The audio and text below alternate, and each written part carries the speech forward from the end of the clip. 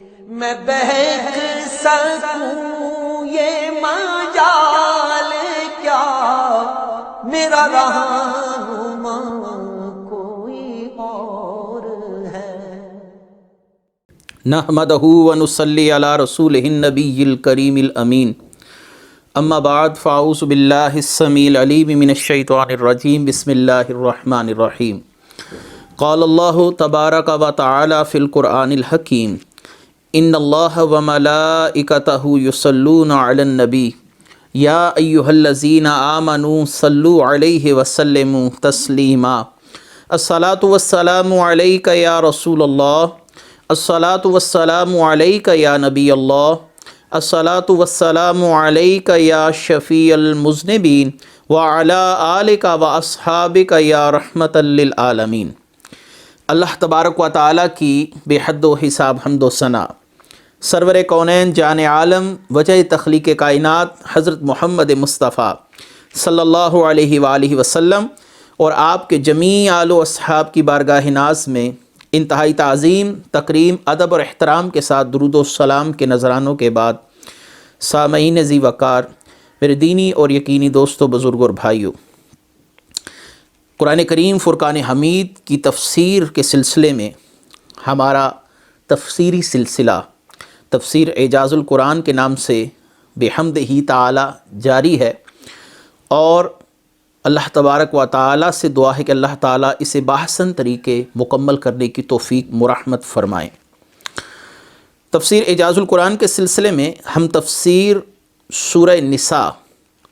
اور سورہ نساء کے مجموعی طور پر 8ویں رکوع اور 5ویں سپارے کے 5ویں رکوع کی تفسیر کو آپ کی خدمت میں لیے پھر حاضر خدمت ہیں۔ اللہ تعالیٰ سے دعا ہے کہ اللہ تعالیٰ ہم سب کو حق کی پیروی کرنے کی توفیق مرحمت فرمائے۔ سورہ نساء 5واں پارہ، اس کی آیت نمبر 51 ہے، اور اللہ تبارک و تعالیٰ کے فضل و کرم سے یہ اس کا 8واں رکوع ہے اور 5ویں سپارے کا 5واں رکوع۔ اللہ تبارک و تعالیٰ قرآن کریم فرقان حمید میں ارشاد فرماتے ہیں، الم تر الی الذین اوتوا نصیبا من الکتاب یؤمنون بالجبت والطاغوت ویقولون للذین کفروا ہؤلاء اہدی من الذین آمنوا سبیلا اولئک الذین لعنہم اللہ ومن یلعن اللہ فلن تجد لہ نصیرا۔ کیا تم نے ان لوگوں کو نہ دیکھا جنہیں کتاب کا ایک حصہ ملا، وہ بت اور شیطان پر ایمان لاتے ہیں اور کافروں کو کہتے ہیں کہ یہ مشرک مسلمانوں سے زیادہ ہدایت یافتہ ہے۔ یہی وہ لوگ ہیں جن پر اللہ تعالیٰ نے لعنت کی، اور جس پر اللہ تعالیٰ لعنت کر دے تو آپ اس کے لیے کوئی مددگار ہرگز نہ پائیں گے۔ ان آیات میں اللہ تبارک و تعالیٰ نے جس گروہ کا ذکر کیا، یہ مدینہ کے یہودی گروہ کا جو ذکر ہے اس آیت کے اندر کیا جا رہا ہے کہ اللہ تبارک و تعالیٰ کے محبوب صلی اللہ علیہ وآلہ وسلم کی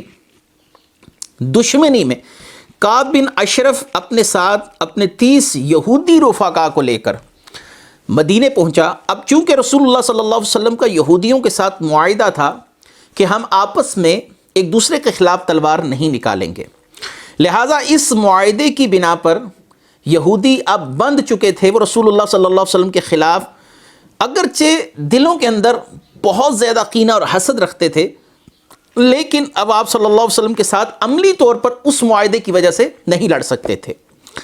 نتیجتاً اب ان کے ذہن میں یہ شرارت آئی کہ ہم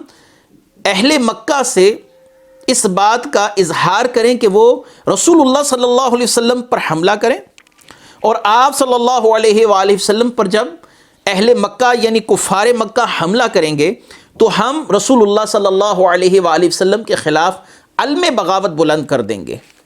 لہٰذا کعب بن الاشرف یہ یہودی، یہ بڑا ہی شیطان وصف یہودی تھا، یہ اپنے ساتھ 30 عدد اور یہودیوں کو لے کر مکے میں ابو سفیان سے ملتا ہے۔ ابو سفیان نے اس کی خوب خاطر مدارت کی اور اس سے آنے کے مقاصد پوچھے،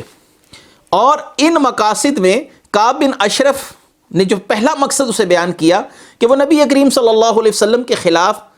ایک بہت بڑا لشکر لے کر حملہ آور ہو، ہم رسول اللہ صلی اللہ علیہ وسلم کا قطعاً ساتھ نہیں دیں گے، اور یوں آپ کا اور ہمارا جو مشترک دشمن ہے یعنی نبی کریم صلی اللہ علیہ وسلم اور مسلمان، ان کا خاتمہ ہو جائے گا۔ لہٰذا ابو سفیان نے سوال کیا کعب بن اشرف یہودی سے کہ تم خود اہل کتاب ہو اور حضرت موسیٰ علیہ السلام پر اترنے والی کتاب کو مانتے ہو، ہم مشرکین ہیں، تو اب یہ بتاؤ کہ تم رسول اللہ صلی اللہ علیہ وآلہ وسلم کے خلاف کیوں کھڑے ہوئے؟ ہم تو مشرک ہیں، وہ خود صاحب کتاب ہیں، تو تم اعتقادی طور پر صاحب کتاب کے زیادہ قریب ہونے چاہیے، تم بھی اہل کتاب میں سے ہو، نبی کریم صلی اللہ علیہ وسلم بھی اہل کتاب ہیں، کتاب لے کر آئے ہیں، اور امت مسلمہ بھی ایک کتاب پر ایمان لاتی ہے، اب یہ بتاؤ کہ تم ہمارے ساتھ کیوں ہو اور ہمارا ساتھ کیوں دینا چاہتے ہو؟ تو کعب بن اشرف نے نبی کریم صلی اللہ علیہ وسلم کو نبی اور رسول ماننے سے ہی انکار کر دیا، ہم ان کو نبی نہیں مانتے۔ ابو سفیان نے کہا اس بات کا یقین کیسے ہوگا کہ تم لوگ ان کی نسبت ہمارے زیادہ قریب ہو؟ تو یہ یقین دلانے کے لیے کعب بن اشرف اور اس کے دیگر رفقا یہودیوں نے بتوں کو سجدہ کیا، اور ان بتوں کو سجدہ کر کر، جن کو کفار مکہ سجدہ کرتے تھے، ان کی عبادت کرتے تھے، ان کو سجدہ کر کر اس قوم کو یقین کروایا کہ ہم رسول اللہ صلی اللہ علیہ وسلم کی نسبت تمہارے زیادہ قریب ہیں۔ ابو سفیان نے کہا ہم خانہ کعبہ میں آنے والے حاجیوں کو پانی پلاتے ہیں، خانہ کعبہ کی نگرانی ہمارے پاس ہے، مہمانوں کے ساتھ صلہ رحمی کرتے ہیں، وغیرہ وغیرہ، یہ تمام معاملات۔ تو اس قوم نے نبی کریم صلی اللہ علیہ وآلہ وسلم کے بغض میں مشرقین مکہ کی ہمدردیاں حاصل کرنے کے لیے اپنے آبائی دین سے بھی انحراف کیا، کیونکہ شرک، بت پرستی، یہ ایسی لعنت ہے جس کو ہر شریعت کے اندر حرام ٹھہرایا گیا، اور ہر نبی نے اس کے خلاف آواز بلند کی، لیکن رسول اللہ صلی اللہ علیہ وسلم کے حسد میں، رسول اللہ صلی اللہ علیہ وسلم کی نفرت میں، آپ صلی اللہ علیہ وسلم کے لیے جو دل میں ان کے کینہ تھا، اس وجہ سے انہوں نے بتوں کو بھی سجدہ کرنے سے کسی قسم کی ہچکچاہٹ محسوس نہیں کی۔ تو اللہ تعالیٰ نے ان لوگوں کے لیے فرمایا کہ یہ وہ لوگ ہیں یؤمنون بالجبت والطاغوت، جو جبت اور طاغوت پر، ایک تفسیر یہ کہ دو بتوں کے نام ہیں کہ بتوں پر یہ ایمان لاتے ہیں فقط نبی کریم صلی اللہ علیہ وآلہ وسلم کی دشمنی میں، اور کہتے ہیں للذین کفروا ہؤلاء اہدی من الذین آمنوا سبیلا، کہ یہ جو مشرکین مکہ یہ ہدایت کے زیادہ قریب ہیں۔ جب مشرکین نے کہا کہ محمد صلی اللہ علیہ وسلم نے اپنے آباء و اجداد کا دین چھوڑ دیا، ایک نیا دین متعارف کرایا، خدا وحدہ لا شریک کی عبادت کی طرف دعوت دی، اپنے نبی اور اپنے رسول ہونے کی ہمیں دعوت دی، تو یہ وہ دین ہے جو ہمارے لیے نیا ہے۔ ہمارے آباء و اجداد میں بت پرستی نسل در نسل صدیوں سے آگے آ رہی ہے، اور اس نسل در نسل آگے آنے والے دین کی تردید میں محمد مصطفیٰ صلی اللہ علیہ وسلم نے اپنا علم بلند کیا، لہٰذا نبی کریم صلی اللہ علیہ وسلم کا دین ہمارے دین کے خلاف ہے، ایک نیا دین ہے، ہم اس دین کی کسی صورت تائید نہیں کر سکتے۔ یہ سن کر یہودی ان مشرقین کی ہمدردیاں حاصل کرنے کے لیے اس بات کا بھی برملا اظہار کرتے ہوئے نظر آتے ہیں کہ آپ ٹھیک ہیں اور محمد صلی اللہ علیہ وسلم نعوذ باللہ گمراہی پر ہے، حالانکہ یہودی اس بات کو دل سے جانتے تھے کہ آپ صلی اللہ علیہ وسلم ہی اللہ کے نبی ہیں، اور آپ صلی اللہ علیہ وآلہ وسلم پر اترنے والی کتاب ہی برحق کتاب ہے۔ بہرحال اللہ تعالیٰ نے فرمایا اولئک الذین لعنہم اللہ ومن یلعن اللہ فلن تجد لہ نصیرا، تو جس پر اللہ نے لعنت، یہی وہ لوگ ہیں جن پر اللہ نے لعنت کی، یعنی اللہ نے ان کو اپنی رحمت سے دور کر دیا، اور جسے اللہ تعالیٰ اپنی رحمت سے دور کر دے آپ اس کے لیے کوئی مددگار نہیں پائیں گے۔ آگے اللہ تعالیٰ نے ارشاد فرمایا ام لہم نصیب من الملک فَإِذَا لَا يُؤْتُونَ النَّاسَ نَقِيرًا، کیا ان کے لیے سلطنت کا کچھ حصہ ہے؟ ایسا ہو تو یہ لوگ، یعنی یہ یہودی، لوگوں کو تل برابر بھی کوئی شے نہ دیں۔ اصل میں نقیرہ یہ عربی کا لفظ ہے، اس کا معنی ہے کھجور کی گٹھلی کے اوپر جو ایک سفید رنگ کی تہ ہوتی ہے، باریک سا ایک پردہ ہوتا ہے، نقیرہ عربی میں اس کو کہا جاتا ہے، کہ یہودی اتنی بخیل قوم ہے کہ اگر انہیں پوری دنیا کی بادشاہت بھی دے دی جائے تو یہ کسی شخص کو اس میں سے کھجور کی گٹھلی کے اوپر جو ایک باریک سا پرت ہے، ایک باریک سا پردہ ہے، یہ بھی کسی کو دینے کے لیے آمادہ نہیں ہوں گے۔ اللہ تعالیٰ نے سورہ بنی اسرائیل آیت نمبر 100 کے اندر پھر ارشاد فرمایا کہ اے محبوب صلی اللہ علیہ وآلہ وسلم، آپ ان لوگوں سے فرما دیجئے، یعنی یہودیوں سے، کہ اگر یہ اللہ تعالیٰ کے تمام خزانوں کے مالک بھی ہوتے، اللہ تعالیٰ ان کو خزانوں کی کنجیاں سونپ دیتا، تو یہ اس کے ختم ہونے کے خوف سے بالکل خرچ نہ کرتے۔ یہ بخیل قوم ہے۔ اب یہاں پر لوگوں کے ذہنوں میں سوال آتا ہے کہ یہودی، اللہ تعالیٰ نے ان پر مسکنت یہ لازم کر دی ہے، ان کے دلوں پر مسکنت ہے، حالانکہ یہ دنیا کی امیر قوم ہے، تو مسکنت سے مطلب ہوتا ہے غریبی۔ تو یہ آیات اس صورتحال کو بڑی واضح کر رہی ہے کہ یہودیوں کے پاس جتنا مرضی مال ہو، ان کی طبیعت سے بخل نہیں جائے گا، ان کے دل اسی بخل کے پھندے میں مبتلا رہیں گے، یہ لالچ اور حرص میں اپنے دن رات گزاریں گے، ان کو سکون نصیب نہیں ہوگا، یہ اور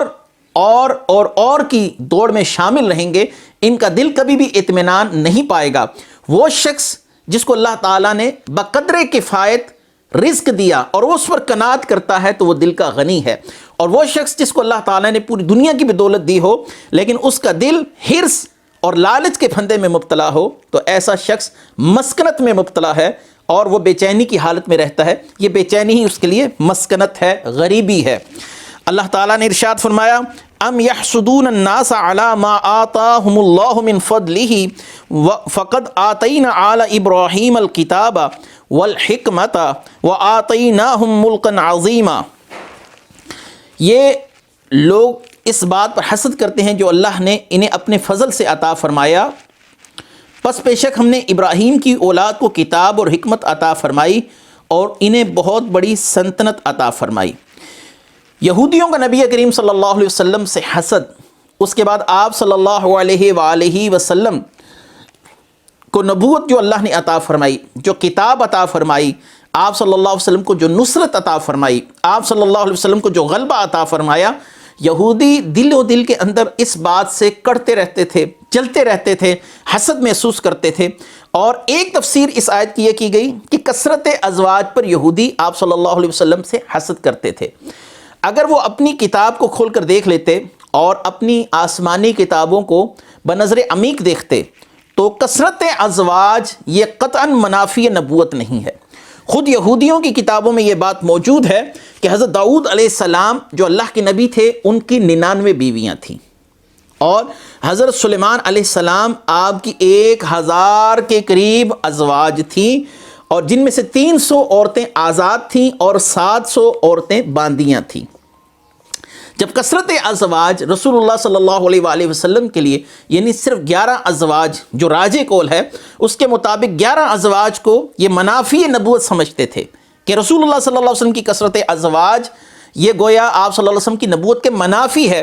اللہ تبارک و تعالیٰ نے فرمایا فقط ان کا حسد ہے۔ اے محبوب، اللہ نے آپ کو نصرت بھی عطا فرمائی ہے، آپ کو رعب بھی عطا فرمایا ہے، آپ کو حکومت بھی عطا فرمائی ہے، آپ کو کتاب بھی عطا فرمائی ہے، آپ صلی اللہ علیہ وسلم کو نبوت، رسالت، کتاب، نصرت، رعب، مدد، غلبہ، ازواج، یہ اللہ تعالیٰ نے جو کچھ بھی آپ کو عطا فرمایا، یہودی اس بات کو دل سے کبھی بھی قبول کرنے کے لیے تیار نہیں ہیں۔ حاسد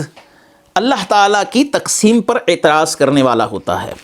اللہ تعالیٰ بہتر جانتے ہیں کہ کون سی نعمت کا حقدار کون ہے، اور حاسد اللہ کی اس تقسیم پر اعتراض کرتا ہے، اس کے پاس یہ نعمت کیوں ہے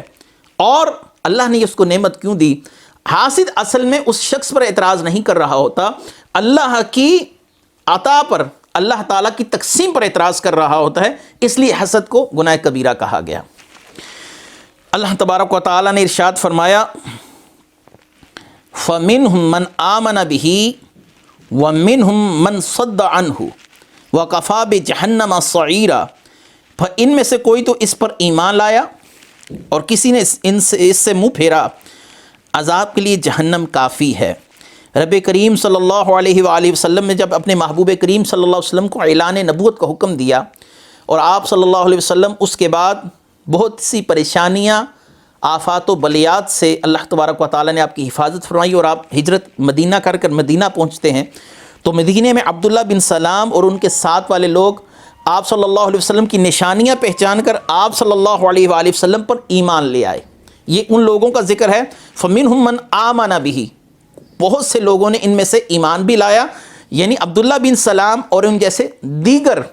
یہودیوں کی طرف اشارہ ہے جنہوں نے رسول اللہ کو ان کی نشانیوں سے پہچانا اور کسی تامل اور فکر کے بغیر ہی آپ صلی اللہ علیہ وسلم کو اللہ کا نبی مان لیا.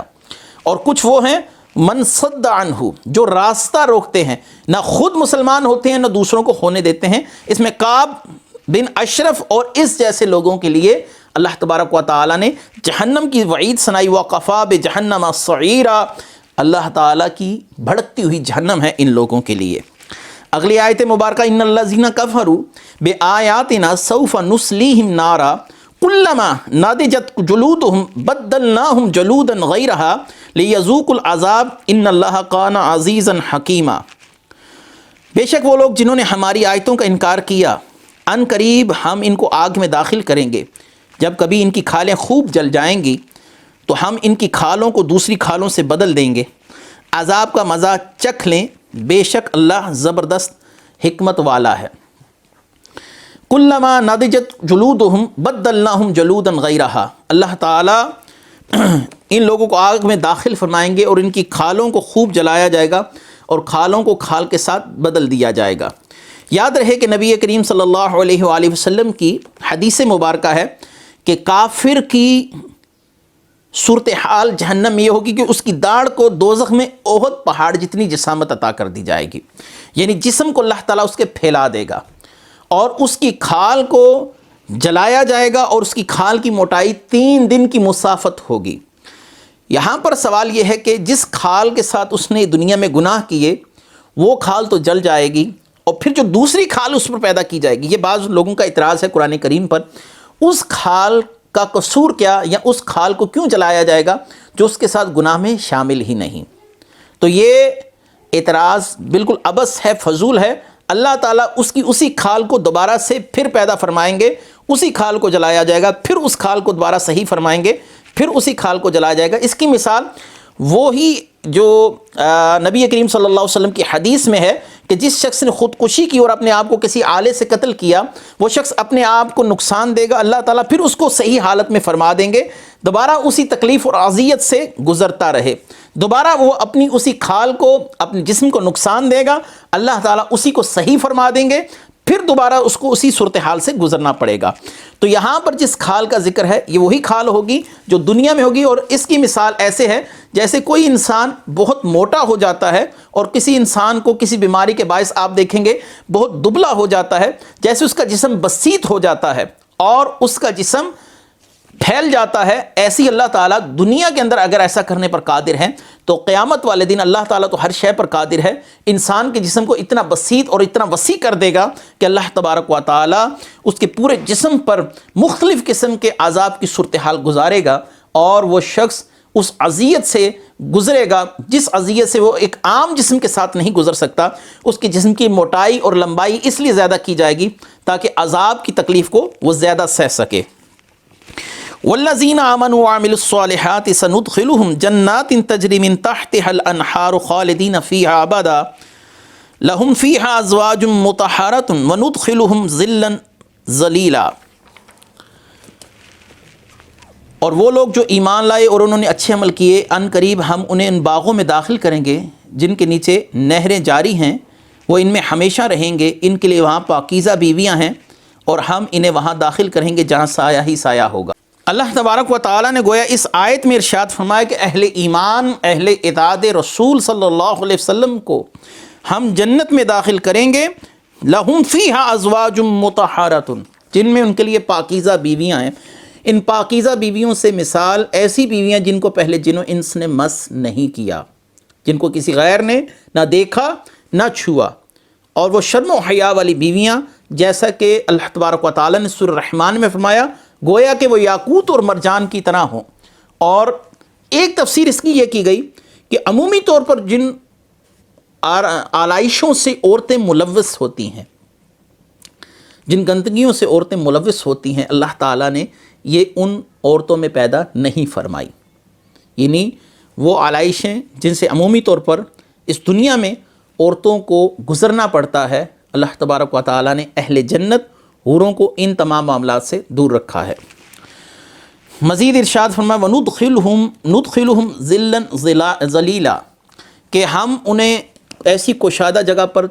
داخل فرمائیں گے جہاں پر سورج کی گرمی کی حدت نہیں ہوگی۔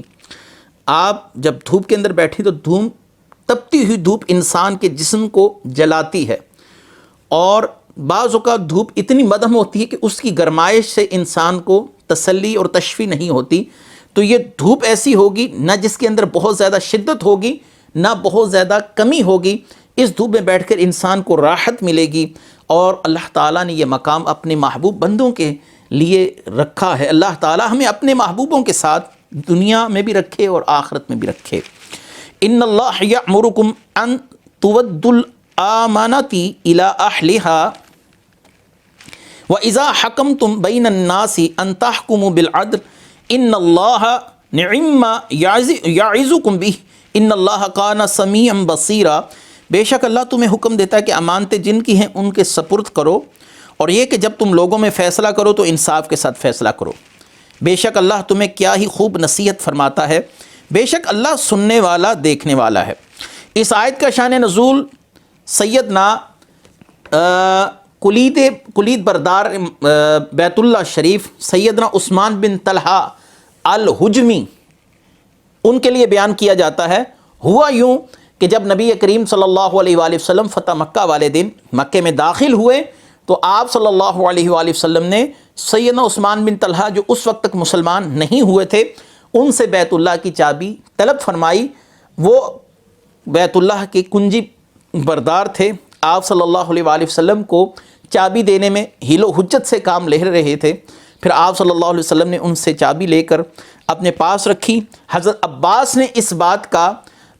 اظہار فرمایا کہ بیت اللہ کی چابی مجھے دی جائے، اس کی کنجی برداری یہ اللہ کی طرف سے بڑا شرف ہے کہ کعبہ کی کنجی میرے پاس رہے۔ آپ صلی اللہ علیہ وسلم نے وہ کنجی عثمان بن طلحہ الحجمی کو واپس کر دی اور فرمایا کہ اب اس کی کنجی تمہارے پاس ہی رہے گی، تمہاری نسل میں باقی رہے گی، تمہارے خاندان میں باقی رہے گی۔ عثمان بن طلحہ الحجمی نے نبی کریم صلی اللہ علیہ وسلم کے اس حسن سلوک سے متاثر ہو کر اسلام قبول کیا۔ جب عثمان بن طلحہ الحجمی کا وصال ہوا رضی اللہ تعالیٰ عنہ تو نبی کریم صلی اللہ علیہ وآلہ وسلم نے اس کنجی کو اس کے بھائی کے سپرد کر دیا، اور آج بھی علماء کرام بتاتے ہیں کہ وہ کنجی انہی کے خاندان میں ہے۔ جو بیت اللہ کا کنجی بردار خاندان ہے وہ وہی ہے جو عثمان بن طلحہ الحجمی کا خاندان ہے۔ آج بھی نبی کریم صلی اللہ علیہ وآلہ وسلم کا وہ حکم ویسے ہی نافذ العمل ہے جیسے کہ آپ صلی اللہ علیہ وسلم نے اس مقام پر فرمایا۔ یہ تو اس آیت کا شان نزول ہے۔ آیت کا شان نزول بلا شک و شبہ بڑی اہمیت کا حامل ہوتا ہے، لیکن آیت میں بیان ہونے والا کوئی عمومی حکم یہ پوری امت کے لیے نافذ العمل ہوتا ہے۔ اللہ نے حکم دیا کہ امانتیں جن کی ہیں ان کے سپرد کرو۔ یہاں پر امانت داری اور خیانت سے روکنے کے لیے بھی یہ حکم اہمیت کا حامل ہے کہ جب تم فیصلہ کرو تو انصاف کے ساتھ فیصلہ کرو۔ اس پر ایک دلچسپ واقعہ قاضی شریح کا وہ ذہن میں آیا کہ اللہ تبارک و تعالیٰ نے مسلمانوں کو اتنے عظیم شخصیات سے نوازا، اور مسلمانوں کی تاریخ میں ایسے عظیم لوگ گزرے جنہوں نے اپنے کردار سے لوگوں کو مسلمان کیا۔ قاضی شریح یہ بہت بڑے قاضی تھے، اور حضرت علی رضی اللہ تعالیٰ عنہ کی ایک جنگ ہوئی تھی حضرت سیدنا معاویہ کے ساتھ، اس کو جنگ صفین کہا جاتا ہے۔ جنگ صفین میں حضرت سیدنا علی کرم اللہ وجہ الکریم کے جسم پر پہننے والی لوہے کی زرہ یعنی لوہے کا لباس جو جنگ میں پہننا چاہتا ہے وہ کہیں کھو گیا۔ بہت تلاش کیا لیکن نہیں ملا۔ جب آپ رضی اللہ تعالی عنہ کوفہ تشریف لائے تو وہاں پر آپ نے وہ اپنی زرہ ایک یہودی کے پاس دیکھی، اور اس یہودی سے فرمایا مولا علی کرم اللہ وجہ الکریم نے کہ یہ زرہ نہ میں نے تمہیں تحفہ تن دی ہے نہ تمہارے آگے فروخت کی ہے، تو پھر یہ تمہارے پاس کیسے آئی؟ یہ تو میری ہے۔ دونوں میں تکرار بڑھ گئی، اور اس فیصلے کو خود مولا علی کرم اللہ وجہ الکریم کا دور حکومت ہے، آپ خود حاکم ہیں، اور اس یہودی کے ساتھ قاضی شریح کے پاس فیصلہ کروانے کے لیے گئے۔ آج کا کوئی قاضی ہوتا، آج کا کوئی جج ہوتا تو وہ یقیناً اپنے حکمران کے حق میں فیصلہ دیتا، لیکن قاضی شریح نے کہا اے علی کرم اللہ وجہ الکریم، آپ بتائیے کہ آپ کے پاس اس بات کا کوئی گواہ موجود ہے کہ یہ زرہ آپ کی ہے؟ آپ نے فرمایا ہاں، میرے 2 بیٹے اس بات کی گواہی دیں گے، یہ میری ہے۔ تو قاضی شریح نے کہا یہ ایک شرعی مسئلہ ہے جس کے اندر آپ کے بیٹوں کی گواہی معتبر نہیں ہے، وہ بھی آپ کے حق میں۔ حضرت علی رضی اللہ تعالیٰ عنہ خاموش ہو گئے اور وہ زرہ یہودی کو دے دی گئی۔ یہودی اس سارے معاملے کو اپنی آنکھوں سے دیکھ کر حیران پریشان ہو گیا کہ اسلام اتنا خوبصورت دین ہے کہ یہ میرے حق میں فیصلہ دے رہے ہیں اور ان گواہیوں کو قبول نہیں کر رہے جو حضرت علی رضی اللہ تعالیٰ عنہ کے اپنے بیٹے ہیں۔ یہودی اس بات کو دیکھ کر مسلمان ہو گیا قاضی شریح کے اس فیصلے کو لے کر، اور حضرت علی رضی اللہ تعالیٰ عنہ نے اس خوشی میں وہ زرہ بھی اس کو دے دی اور ایک گھوڑا بھی اس کو دے دیا۔ تو اللہ تبارک و تعالیٰ نے ایسے لوگ پیدا فرمائے تھے جنہوں نے اپنے کردار سے لوگوں کو اسلام میں داخل فرمایا۔ یہ صرف نبی کریم صلی اللہ علیہ وآلہ وسلم کی تعلیمات کی برکت ہے کہ جو آپ صلی اللہ علیہ وسلم کی بات مانتا ہے اللہ تعالیٰ اس کو دنیا اور آخرت دونوں میں سرخرو فرما دیتا ہے۔ اگلی آیت، یا ایھا الذین آمنوا اطیعوا اللہ واطیعوا الرسول واولی الامر منکم فان تنازعتم فی شیء فردوہ الی اللہ والرسول ان کنتم تؤمنون باللہ والیوم الآخر ذالک خیر واحسن تعویلا۔ اے ایمان والو، اللہ کی اطاعت کرو، رسول کی اطاعت کرو، اور ان کی جو تم میں سے حکومت والے ہیں۔ پھر اگر کسی بات میں تمہارا اختلاف ہو جائے تو اگر اللہ اور آخرت کے دن پر ایمان رکھتے ہو تو اس بات کو اللہ اور رسول کی بارگاہ میں پیش کرو، یہ بہتر ہے اور اس کا انجام سب سے اچھا ہے۔ اللہ کی اطاعت کرو، رسول کی اطاعت کرو، واضح حکم ہے۔ رسول اللہ کی حدیث بھی حجت ہے، قرآن بھی حجت ہے۔ آپ صلی اللہ علیہ وسلم نے فرمایا جس نے میری اطاعت کی اس نے ہی گویا اللہ تعالیٰ کی اطاعت کی۔ تو اس آیت سے حجیت حدیث کا سبق بھی ملتا ہے۔ اس آیت سے نبی کریم صلی اللہ علیہ وسلم کا شارع ہونا بھی معلوم ہوتا ہے کہ جب آپ کوئی حکم فرما دیں تو کسی شخص کو اس بات کی جرت نہیں، مجال نہیں کہ آپ صلی اللہ علیہ وسلم کی بات کو رد کر سکے۔ وَأُولِي الْأَمْرِ مِنْكُمْ، اور جو تم میں صاحبان علم ہے، یعنی کوئی مسئلہ اگر قرآن سے ہمیں نہ ملے، حدیث سے نہ ملے، تو ہم اس کو صحابہ کی زندگیوں کی طرف تلاش کرتے ہیں۔ صحابہ کرام سے اگر نہ ملے تو فقہائے عظام اس مسئلے کے اندر جو فیصلہ فرمائے اگر وہ اللہ رسول کے کسی حکم کے منافی نہیں تو وہ قابل قبول ہے۔ یہاں سے مراد ایک تفسیر عادل حکمران بھی کی گئی، یعنی اللہ کی اطاعت کرو، رسول کی اطاعت کرو، اور عادل حکمران کی وہ اطاعت قابل قبول نہیں جو اللہ اور اس کے رسول کے حکم کے منافی ہو۔ جیسے کہ حدیث ہے لا طاعۃ لأحد فی معصیۃ اللہ، اللہ کی نافرمانی میں کسی کی اطاعت نہیں ہو سکتی۔ والدین بھی ہوں کوئی ایسی بات کا حکم دے جو اللہ رسول کے حکم کے منافی ہو تو اس کو قبول نہیں کیا جا سکتا۔ اس سے مراد فقہائے عظام بھی ہیں۔ اولی الامر سے مراد امام ابو حنیفہ، امام شافعی، امام مالک، امام احمد بن حنبل جیسے لوگ بھی ہو سکتے ہیں۔ یہ فقہا ہیں، انہوں نے اسلام کے اندر لوگوں کی رہنمائی کے لیے اصول وضع کیے، قرآن و حدیث کو سمجھنے کے ضابطے بیان کیے۔ انہوں نے اپنی تقلید کا جو حکم دیا یا اپنی تقلید پر لوگوں کو ابھارا، وہ اس لیے کہ ان اصول و ضوابط کو سیکھ کر یہ قرآن و احادیث سے مسائل کو مستنبط کر سکیں۔ یہ نہیں کہ اللہ رسول کو چھوڑ دو اور ہمیں مانو، یہ بات تو کوئی جاہل مسلمان بھی نہیں کہہ سکتا، چہ جائے کہ اتنے بڑے علماء کے لیے بدگمانی کا دروازہ کھولا جائے۔ اللہ تعالی ہمیں اپنے محبوب کریم صلی اللہ علیہ وسلم کی اطاعت اور ان فقہائے عظام کی تقلید جیسے ہمارے بڑوں نے کی ویسے کرنے کی توفیق عطا فرمائے۔ وآخر دعوانا ان الحمد للہ رب العالمین۔ میں بہک سکوں یہ مجال کیا میرا رہا